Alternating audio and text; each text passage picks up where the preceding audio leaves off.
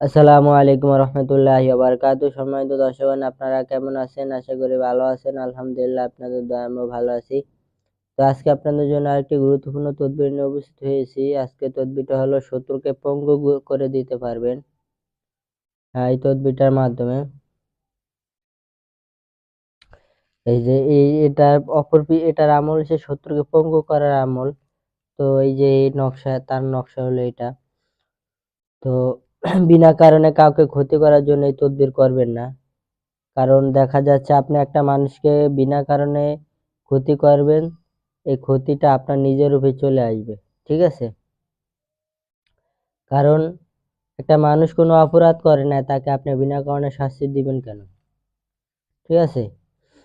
তো যারা এই ভিডিওটা দেখতেছেন, তদবিরের অনুমতি পেতে হলে ভিডিওটা একটা লাইক করে দিবেন, অন্য ভাইদের উপকারের জন্য শেয়ার করে দিবেন, আর চ্যানেলটা সাবস্ক্রাইব করে দিবেন। আর ভিডিও অনুমতি পেলেও হবে না, ভিডিওটা নিয়ম কারণ প্রথম থেকে শেষ পর্যন্ত দেখে নিয়ম ভালোভাবে জেনে তারপর কাজ করবেন, ইনশাল্লাহ কাজ হবেই। তো এই যে এখানে যে নকশাটা দেখতে পাচ্ছেন, এটা লেখার নিয়ম হলো আমাবস্যা রাতে আপনারা এই নকশাটা লিখতে হবে। আমাবস্যার দিন আপনারা নিম পাতা রস বা বেটে আপনারা এই ভোজ পাতা কিনে আনবেন বাজার থেকে। আর কালি নকশা লেখার এক পদের এই কলম পাওয়া যায়, ওই আপনার কলমের ভিতরে আপনি এই নিম পাতা রস ভরে এই সেম নকশাটা আপনি কি করবেন, ভোজ পাতার উপরে লিখবেন। ঠিক আছে? বা যে কোনো ভাবে হোক ভোজ পাতার উপরে নকশাটা লিখবেন আমাবস্যা রাতে।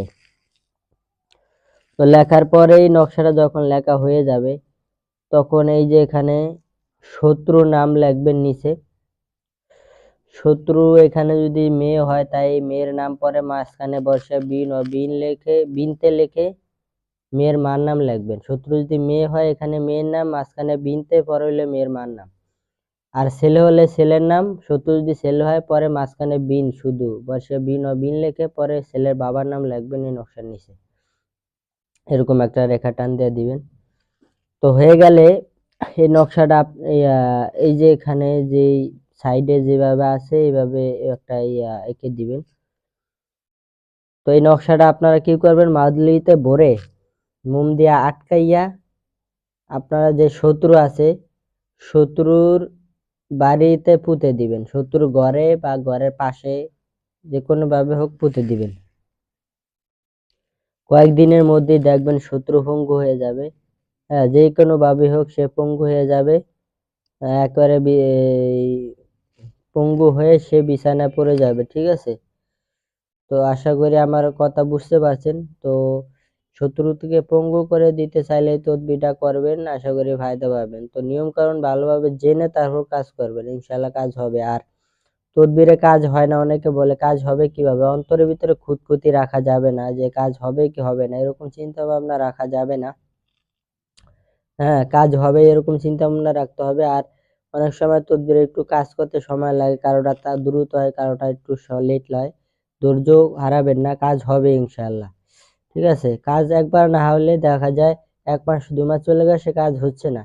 তারপর আবার দ্বিতীয়বার একই নিয়মে প্রয়োগ করবেন, ইনশাল্লাহ কাজ হবে। তদবির হয়তো কোনো জায়গায় ভুলভ্রান্তি হয়ে গেলে আপনার কাজ হয় না। তো যাকে ক্ষতি করবেন এটা আপনার মনে রাখবেন, কাউকে বলবেন না এই বিষয়টা।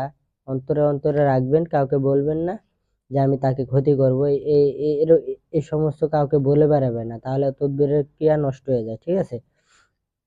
তো আশা করি আমার কথা বুঝতে পারছেন। তো এতটুকু। আসসালামু আলাইকুম রহমতুল্লাহি ওয়া বারাকাতুহু।